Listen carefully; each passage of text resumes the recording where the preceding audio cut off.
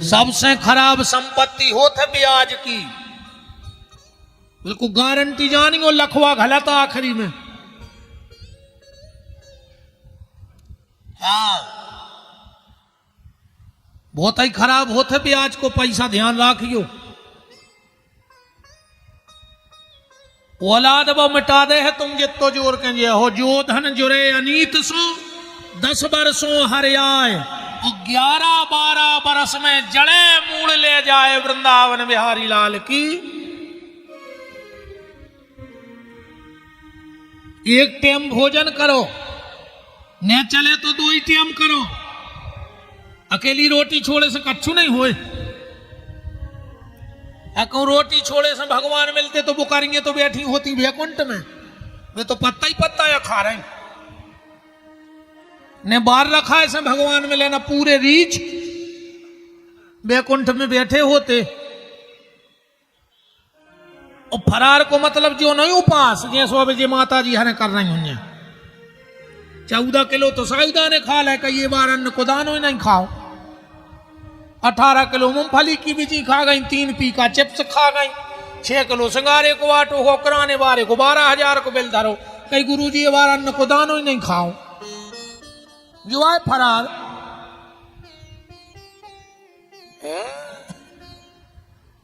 ऐसो हम जिंदगी को रोटी छोड़ देंगे, ऐसो तुमने फरार करा तो। फलहार का मतलब है फल जितना आहार, थोड़ा सा। उपवास का मतलब क्या है? रोटी छोड़ना व्रत नहीं है, ध्यान से समझना। वृत्तियों को सुधारना व्रत है। अगर तुम्हारी वृत्ति में सुधार है तो व्रत काम कर रहा है, ना कोई मतलब नहीं है भूखे रहे से। कभी कभी ऐसा व्रत करो, 9 दुर्गा के करो, सब व्रत करो, और कभी कभी ऐसे व्रत भी करो कि आज हमारा व्रत है, हम सास से कोई अपशब्द नहीं बोलेंगे। ऐसे व्रत करके बताओ, आज हम झूठ नहीं बोलेंगे, आज हम किसी का हक नहीं खाएंगे, आज को कछु कह दे हम गुस्सा न करें, आज हम व्रत है। ऐसे व्रत करो, ये तुम्हें बदलाव ले आए हैं जीवन में। सो अकेली रोटी छोड़ दई माने व्रत कहा। भोजन और भजन ध्यान से सुनियो। भोजन में मात्रा लगत है, जब भोजन लिखो सो मात्रा लग जाए, और भजन में मात्रा लगत नहीं है। मतलब भोजन करो मात्रा में और भजन करो बिना मात्रा को। इतनो भर ध्यान रखियो कि जितनो भोजन करो उस तन्नक ज्यादा भगवान को भजन करत रहियो। भोजन कब नुकसान करता ही नहीं है। अकेले भोजन नहीं करात रहे तो अगले जन्म में भगवान जानवर बना दे के चरात रहो आप, बिल्कुल जानवर। और अब तो हमें जानवर का में शर्म लगन लगी रे आदमों से। जानवरों को तो एक स्तर है, पर आदमी को स्तर नहीं है। अब तुमों ने देखो हुई है, पहले गांव देहात में बंदरिया आती, एक को नचावे वारो ले आतो, तन नक्शी बंदरिया और अच्छी हल्की सी फिराक पहरा दे, एक तबिल जा को भले आदमी के दरवाजे में बैठ जा तो मदारी फिर खेल दिखा तो कई काय चंपो माए के जे हो बाबा तबिलिया धर के नचती तन नक्शी बंदरिया जाती ऐसे जे माने रे खुश सिखाओ गाओ कहो। जब तो वह सीख गई, पहले गांव में रीछ आते, कई काय भोला ससुरारे जे हो सुबह यहाँ से मूड मटका तो हाओ, कैसे जे हो सुबह अच्छो मटक मटक के नगत तो ऐसे जे माने वो भी सीख गाओ, उसको सिखाओ गाओ कहाओ। शेर कितना भयंकर जानवर है। पिंजड़े में जब ट्रेनर हंटर उठाता है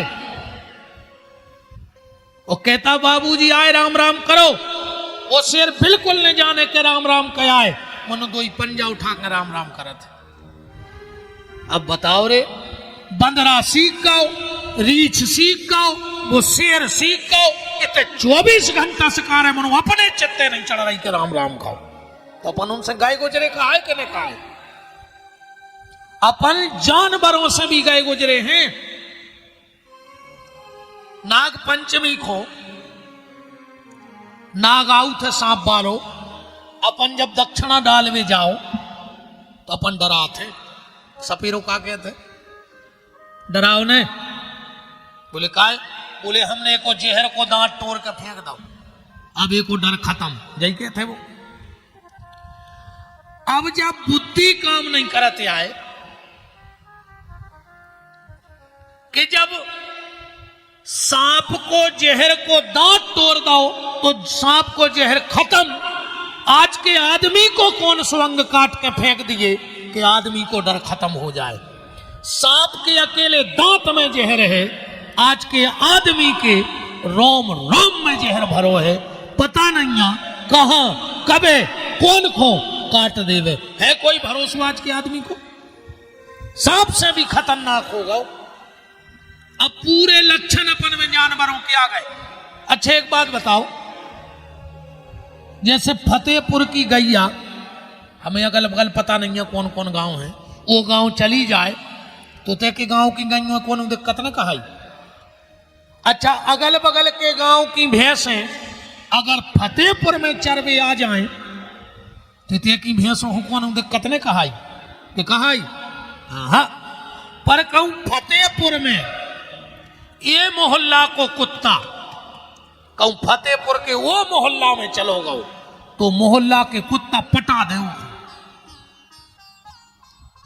एक दूसरे को देख के भूकबे को काम भगवान ने कौन खुदा तो कुत्तों को। आजकल कुत्ता तो इकट्ठे रहने लगे, आजकल के आदमी ने कुत्तों को फेल कर दो। एक दूसरे को देख के भौंक रहा है, एक दूसरे को अच्छो देखो ही नहीं चाह रहा हो। जो काम अपनों नहीं रे, जो काम तो भगवान ने कुत्तों को दो तो, पर अपन ने उनको भी हक खा लाओ। भौंक रहे हैं एक दूसरे को देख के। भगवान ने सुगर से कही जाओ जो मिले सो खा लियो। आजकल सुगरा तो परहेज करने लगे खावे में, पर अपन नहीं कर रहा है। ने न्याय को देख रहा है, ने नीति को, ने धर्म को, ने अधर्म को, वो तो खावे से मतलब है। और आजकल तो कहावत भी चल रही रे, हम भी खाएं तुम भी खाओ, योजना का लाभ उठाओ, जितो मिल जाए सो खा जा। जो काम अपनों न होई, जो काम आए सुगर को। कबों कबों अपन को देख के ऊंट हंसत है। भगवान ने ऊंट से कही जाओ गर्दन उठा के चलियो, ऊंट तो गर्दन झुका के चल रहा हो। पर आज को आदमी तना पद मिल जाए, प्रतिष्ठा मिल जाए, पैसा मिल जाए, तना पूछ परख होने लगे, वो सर उठा के चलन लगो। वो ऊंट के थे जो हम आओ काम आते तो जिया सो आए मुंह सुनने। आजकल गधा देख के हंसन लगे अपन को। गधा जब तक काम करत है, मालक पूरी व्यवस्था करत है, और जोन देना उन्हें काम कर वो बंद करो, मालक ने दई लात और घर से भगा दो। बैगत अपनिया होने प्यारे, जोनो घर गृहस्थी को बोझ ढो रहे हो, पूरे घर को प्यारे हो, और जोन देना घर गृहस्थी को बोझ ढोवो बंद, घर के बाहर धरे खांस रहे हैं। 99 साल के हो गए, कोनों गाँव कहने लगे दाऊ अब तो भगवान उठा लेता, सुन लेता। दाऊ बोले बेटा तन्ना झेर गया, हिल गई है। काय कहने लगे नाती और घरवा पे बेच जा तो फिर मर जाते। भीतर गए, भज्जा से कही के भज्जा अरे डुकरा की आशा लगी है, कर दे नाती को ब्याह। भज्जा बोले दाऊ तुम नहीं समझ रहे। बोले का? बोले अबे हम कहूं कि ये से पक्की नहीं कर रहे, ऐसो न हो कि लगो ना आए और जे मर जाए, तो हम सोच रहे इनसे सूरज लेते फिर कहूं कि पक्के याद करते। जागतिया होने अपनी के बहुए बिटिए बाणी बोल रहे, के बहुए बिटिए बाणी बोल रहे, के बुढ़े लऊ मरने गए, जन्म तोरे बात न बीत गई, जन्म तोरे बात न बीत गई, जन्म बात न बीत गई, जन्म तोरे बात न बीत गए। रे तूने कबहु ना कृष्ण कहे, रे तूने कबहु न कृष्ण कहे, जन्म तोरे बात न बीत गई, जन्म तोरे बात न बीत गए।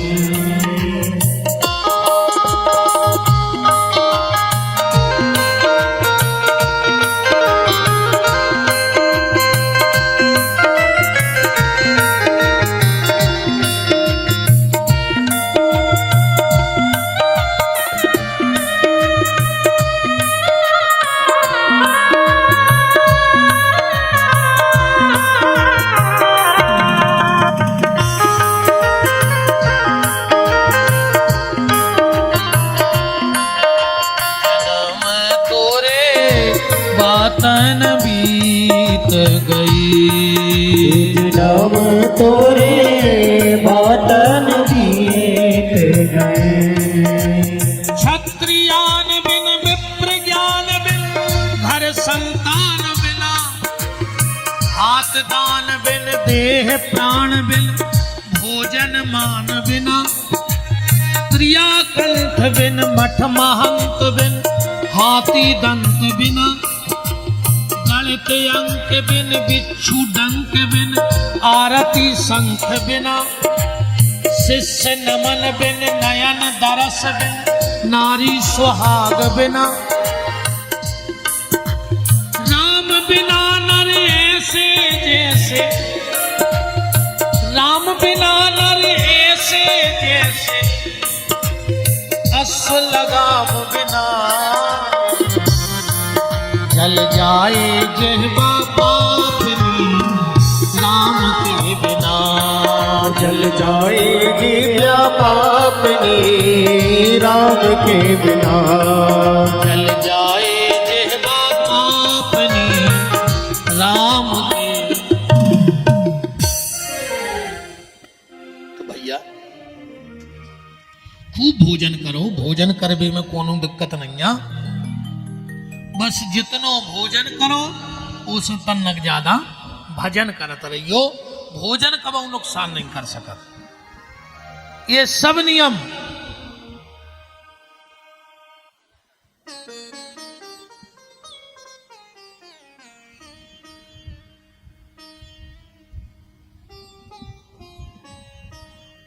अब की में उठ के घरे भग जाइयो है, कहूँ अब हल्ला करो तो बिल्कुल चुपचाप न कर जाइयो। वृंदावन बिहारी लाल के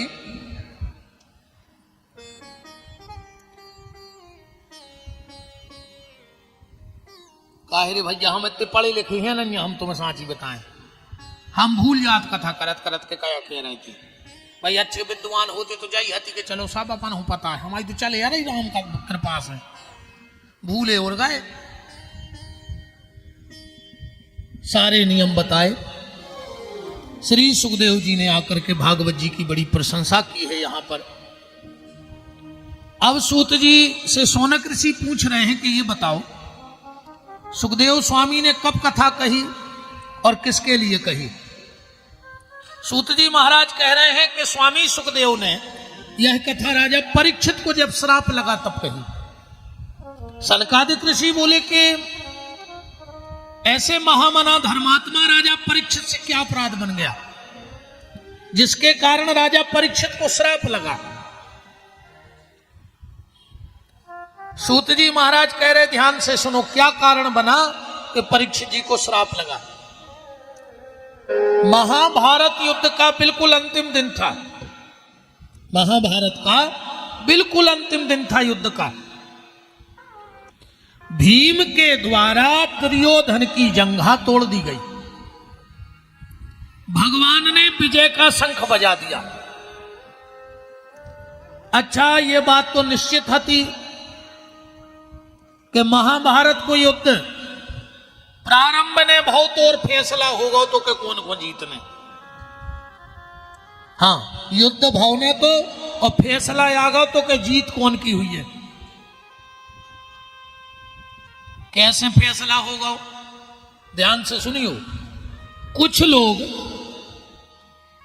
कौरवों की तरफ से युद्ध लड़ने तैयार हो गए और कुछ पांडव की तरफ से, पर अभी ठाकुर जी किसी की तरफ से नहीं थे।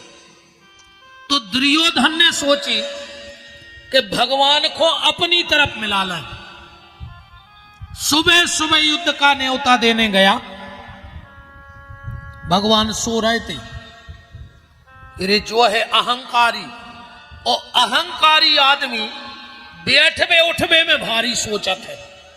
बुझा सोचत हमें तो बेचे को का सोच है, हम तो बेचे को का सोच है, जबकि वो पगला है। अरे जे को जानत है सो कहूं बैठे रहो, और जे को नहीं जाना सो कहूं बैठे रहो, तुम्हें क्या फर्क पड़ रहा हो। सब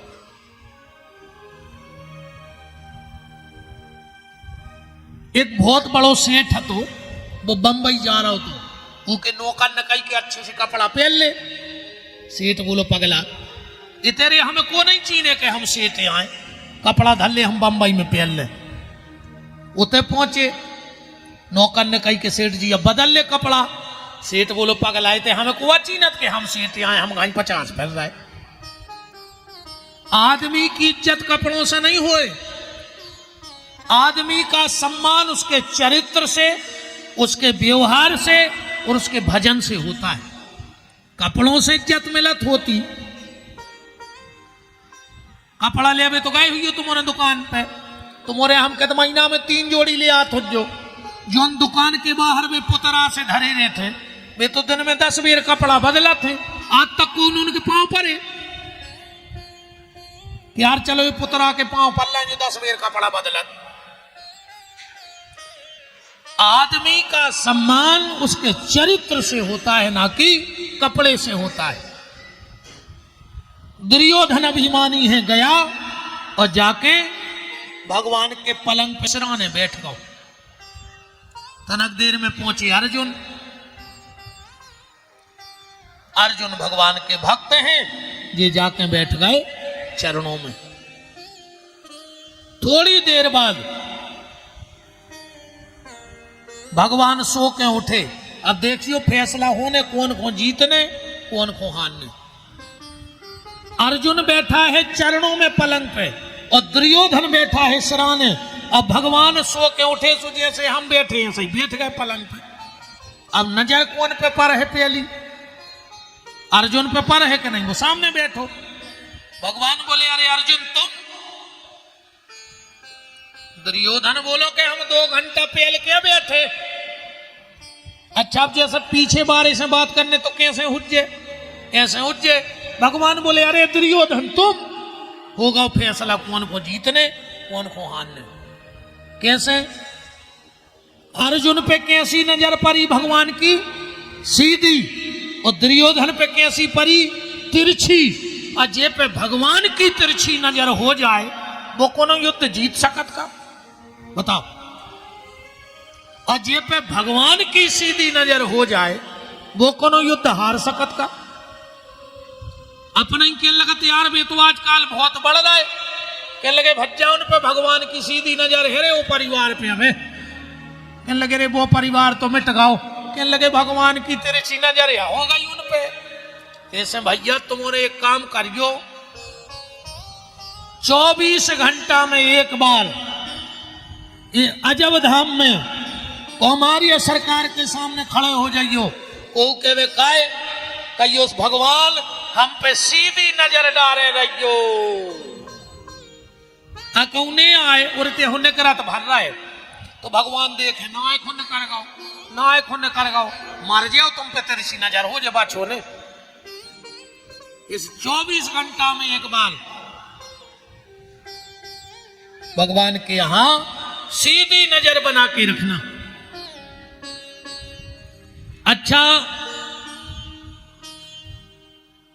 तुम भगा तो ध्यान मोड़ी मोड़ो को, अति करे हैं तेरे बाल बच्चे।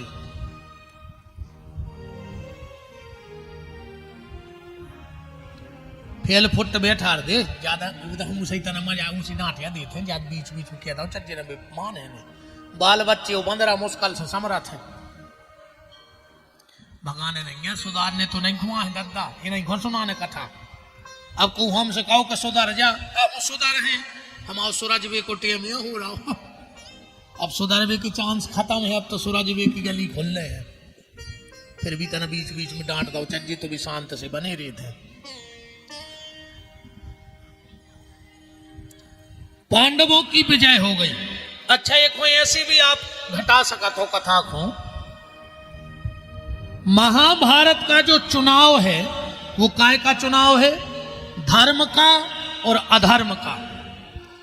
धर्म की पार्टी से युधिष्ठिर को टिकट मिला और अधर्म की पार्टी से दुर्योधन को टिकट मिलो। अच्छा चुनाव में जीत कौन की हो जे के पास संख्या बहुत हो है ना जे के लगा संख्या बहुत हो कि वो जीत जे पर तेरे उल्टो होगा। दुर्योधन के पास थी 18 अक्षौणी सेना और पांडवों के पास थी 13 अक्षौणी सेना तो जीत तो दुर्योधन की होने थी वो के लगा संख्या ज्यादा आती कि नहीं आती पर जीत गए दुष्टर। कारण यह है जीत उसकी नहीं होती जिसके पास संख्या ज्यादा हो जीत उसकी होती है जिसके बगल में शंख वाला खड़ा हो जाता है। युधिष्ठिर के बगल में कृष्ण खड़े हो गए शंख वाले इसलिए उनकी जीत हो गई। हमेशा जीत उसकी होगी जिसके पक्ष में शंख वाला खड़ा होगा संख्या से कछु नहीं होती। ऐसे तुम संख्या तुम्हारी कितनी है कोई मतलब नहीं है पर शंख वाला किसके बगल में खड़ा है जीत हमेशा उसी की होती है। अच्छा चुनाव के परिणाम गिनती के बाद खुलते हैं। गिनती हो गई को जीत गओ घोषणा हो गई। चुनाव के परिणाम गिनती से और शंख वाले के परिणाम गिनती से नहीं होते उसके परिणाम बिनती से खुलते हैं। जितनी अधिक बिनती भगवान के चरणों में करोगे उतने जल्दी तुम्हारे जीवन के परिणाम सामने आने लगेंगे। महाभारत युद्ध का अंतिम दिन आज दुर्योधन की जंघा टूट गई कुरुक्षेत्र में अकेला पड़ा है। भगवान ने विजय का शंख बजाया भगवान पांडवों को उत्सव मनाने के लिए ले गए। यहां दुर्योधन अकेला पड़ा और उसी समय द्रोणाचार्य का बेटा अश्वत्थामा आ गया। वो दुर्योधन से बोला दुर्योधन मरने का कष्ट हो रहा है। दुर्योधन बोलो नहीं मुझे मरने का कोई कष्ट नहीं है।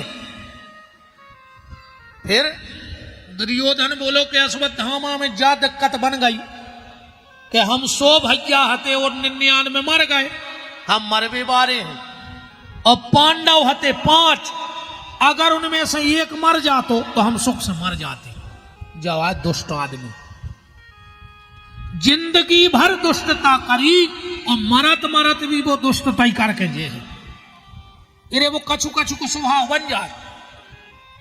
वे तो जिगत में पेड़ हैं और मरत में भी पेड़ हैं और मरबे के बाद भी पेड़ हैं।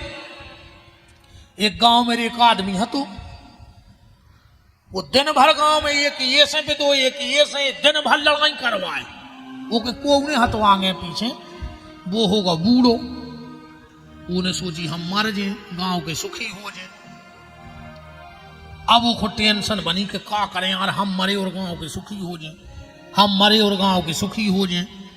सोने क्या करो कि चिट्ठी लिख के अपने जेब में धर ली हफ्ता में वो मर गाओ।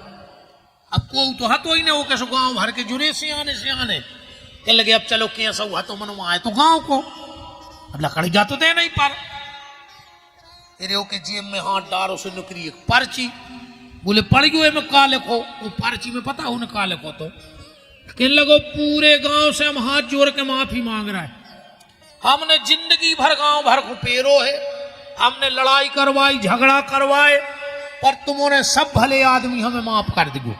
हम सबके चरणों में प्रणाम कर रहे, अपने कर्मों की माफी मांग रहे, और अगर गांव भर ने हमें माफ कर दो हो तो हमारी अंतिम इच्छा पूरी कर दियो ना, हमारी आत्मा भटक है।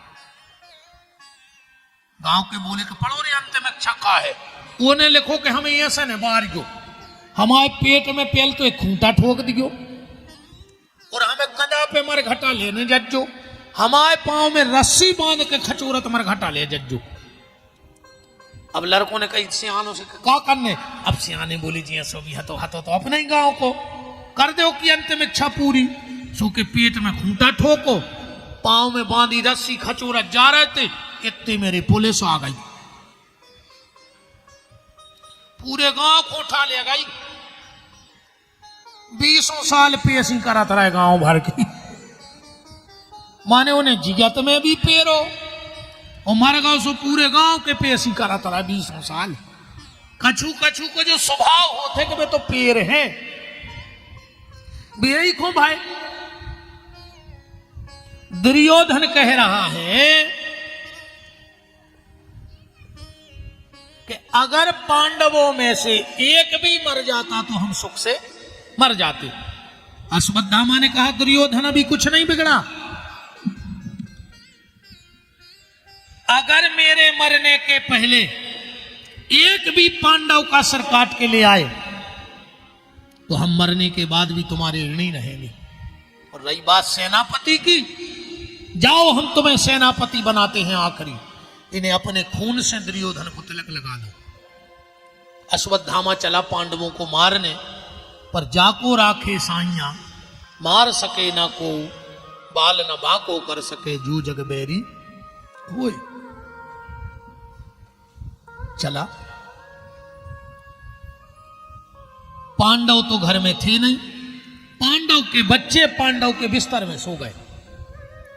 इन्हें सोते हुए 5 बच्चों की गर्दन काटी और थाल में सजाकर कुरुक्षेत्र में ले आया। दुर्योधन से बोला, अंधेरा था, दुर्योधन तुम एक पांडव की बात कर रहे थे, हम 5 के सिर काट लाए। दुर्योधन बोलो कि पांडवों को मारना कोई गाजर मूली काटना नहीं है। अश्वत्थामा बोलो हम जानते कि तुम विश्वास नहीं करो, हम सबूत लाए हैं। अंधेरे में दुर्योधन ने 5 कटे सिर उठाए, एक एक उठाया, पट पट पट पट 5 फोड़ दे। दुर्योधन बोलो अश्वत्थामा गलती हो गई तुमसे। बोले का ये पांडवों के सिर नहीं हो सकते। बोले क्यों? बोले अगर ये पांडवों के सिर हैं तो इनमें एक भीम को सिर भाव चाहिए, और भीम का सिर इतना कमजोर नहीं था कि दुर्योधन हाथ से फोड़ दे। महाभारत के युद्ध में जब हम भीम के सिर में गदा का प्रहार करते थे तो उसके सिर से चिंगारी फेंकती थी, इतना मजबूत सिर था। आग जलाओ, और जो आग जलाई वो जहां पांडवों के सिर थे की जगह बच्चों के सिर देखे तो पहली बार पापी की आंखों में आंसू आ गए दुर्योधन के। अश्वत्थामा को डांटने लगा, अरे अधम, ये तूने क्या किया रे पापी? मैंने तुझसे पांडवों के सिर मांगे थे और तू मेरे वंश की बेल नष्ट करके आ गया। अरे कम से कम जो बच्चा जिंदा रहते, हमारे कुल में तो कोई पानी दे बे बारो नहीं बचो। अब बहुत रोया दुर्योधन और उसके प्राण निकल गए दुर्योधन के। अश्वत्थामा ने सोची कि नहीं तो रे हम पांडवों के हो पाए, कैसे भी जिंदा है, अब हमें छोड़ है नहीं। और दुर्योधन मराई गाओ, ये भागा। और सुबह सुबह जब 5 पांडव द्रौपदी आई, आप विचार करिए, जब अपने 5 बच्चों को मरा देखा होगा द्रौपदी ने। दुनिया की कोई मां अपने बच्चे के मृत शरीर को नहीं देख पाती। 3 दिनानो तिरिया रोबे, 6 महीना नो भाई, और जन्म जन्म नो माता रोबे, कर गए आस पराई। द्रौपदी रोने लगी, चीखने लगी, चिल्लाने लगी। भगवान ने कहा बहन, बच्चों के मरने की तकलीफ हो रही है। द्रौपदी कहती नहीं भैया, मुझे बच्चों के मरने की कोई तकलीफ नहीं है। क्यों? द्रौपदी बोली भैया आपके साथ रहते रहते इतना तो जान गई हो कि दुनिया की बगिया में अब तक ना कोई फूल खिला, खिल के जिसको मुरझाना न पड़ा। वो दुनिया का ये दस्तूर रहा, जिसे आना पड़ा उसे जाना पड़ा। जो आया है वो जाएगा। भगवान बोले जब तुम जाना तो रोकाए हो रहे। द्रौपदी बोली भैया जावे जावे में भी तो अंतर है। आया है सो जाएगा, राजा रंक फकीर, पर को सिंहासन चढ़ गए वो को बंधे जंजीर। भैया जिसने मेरे बच्चों को मारा है, थोड़ी सी आवाज बढ़ा दी भैया, जिसने मेरे बच्चों को मारा है, अगर वो जागते में मार देता तो मेरा एक काम बन जाता। भगवान बोले क्या? द्रौपदी बोली भैया मेरे बच्चे आखिरी में तुम्हारा नाम ले लेते। भगवान ने कहा धन्य है बहन, तुझे इस बात का दुख नहीं है कि तेरे बच्चे मर गए, तुझे इस बात का दुख है कि तेरे बच्चे आखिरी में मेरा नाम ना ले पाए। तो जा बहन, तेरे बच्चों को मैं सायुज्य मुक्ति प्रदान करता। अर्जुन ने कहा द्रौपदी चिंता मत करो, जिसने तेरे बच्चों को मारा है तेरे सामने ला करके मृत्यु दंड दूंगा। चलो कन्हैया। भगवान ने रथ जोता अश्वत्थामा का पीछा किया। अश्वत्थामा ने देखा कि हम बचने वाले नहीं हैं, तो उसने ब्रह्मास्त्र छोड़ दिया। और जो ब्रह्मास्त्र अर्जुन के पास आया, अर्जुन भगवान के चरणों में लिपट गए। कृष्ण कृष्ण महाबाहु भक्ता नाम अभयंकरो, हे कृष्ण मेरी रक्षा करो। भगवान बोले क्या बात है? अर्जुन बोले उसने ब्रह्मास्त्र छोड़ दिया। भगवान बोले अर्जुन भूल गए तुम द्रोणाचार्य के कितने प्रिय शिष्य रहे हो। द्रोणाचार्य जानते थे कि मेरा बेटा दुष्ट है, तो उसे ब्रह्मास्त्र चलाना तो सिखाया पर लौटाना नहीं सिखाया। अर्जुन तुझे तो दोनों सिखाए हैं, लौटा दे। अर्जुन ने ब्रह्मास्त्र लौटाया। तथा हतम पशुपत पास बध्यम, दोनों हाथ बांध के द्रौपदी के सामने खड़ा कर दिया। भागवत जी में लिखा है कि जैसे ही द्रौपदी के सामने अश्वत्थामा आया और द्रौपदी ने दो ही हाथ जोड़ के प्रणाम कर लो। श्लोक पढ़ो, वाम स्वभाव कृपा नमाम चो। अर्जुन बोले द्रौपदी ये कोई साधु महात्मा नहीं है, ये 5 बच्चों का हत्यारा है और तू इसे प्रणाम कर रही है। द्रौपदी बोली अर्जुन ये हत्यारा बाद में है, पहले हमारे गुरुजी का बेटा है। वो शास्त्र कहता है, ध्यान से सुनना, जब तक हमारे गुरु हो तो हम गुरु का सम्मान करें, और जिस दिन हमारे गुरु ना हो तो गुरु का पुत्र हमें उतना ही वंदनीय हो जाता है जितने हमारे गुरुजी हमें वंदनीय है। या गुरु की गादी पे जो विराज जाएं वो हमें उतने ही सम्मानीय हो जाते हैं जितने हमें गुरुदेव भगवान सम्मानीय होते हैं। भगवान ने कहा बाप है, ऐसे समय में तुझे नीति और न्याय पता है? द्रौपदी बोली कि दुष्टर एक बात और बताओ। ये दुष्टर बोले पूछो। द्रौपदी बोली अगर इसको मार दोगे तो क्या मेरे 5 बच्चे जिंदा हो जाएंगे? ये दुष्टर बोले जिंदा नहीं हुई हैं। तो द्रौपदी बोली थोड़े को छोड़ दे। अर्जुन बोले काहे? बोले अर्जुन अगर हमारे 5 पुत्र मर गए तो हमें 5 पति सहारे को हैं। इसके पिता को तुमने पहले मार डाला है, अब ये बूढ़ी मां का अकेला सहारा बचा है। द्रोणाचार्य की पत्नी का नाम था कृपी, ये माता कृपी का बुढ़ापे का सहारा है। अर्जुन में नहीं चाहती कि किसी मां के बुढ़ापे के सहारे को छीना जाए। और अर्जुन मुझे पता है कि बेटे के मरने पर मां को कितनी तकलीफ होती है, क्योंकि मेरे 5 बच्चे मरे पड़े हैं। मैं नहीं चाहती कि दुनिया में किसी और मां के लिए ये कष्ट भोगना पड़े। भगवान तो ताली बजाने लगे, धन्य है बहन द्रौपदी तुम्हारे लिए, कितना बड़ा हृदय है तुम्हारा। ये दुष्टन ने कहा हाँ अर्जुन द्रौपदी ठीक कहती है, छोड़ दो। अर्जुन बोले हमें का जान दे, पर भीम बीच में कूद के आ गए। अर्जुन मार डाल इस पापी के लिए, इसने सोते हुए बच्चे मारे हैं। और जो बच्चे मरे वो साधारण बच्चे नहीं थे। भागवत जी में तो उतना लेख नहीं है, आप गीता में पढ़ना जरूर जाके देख।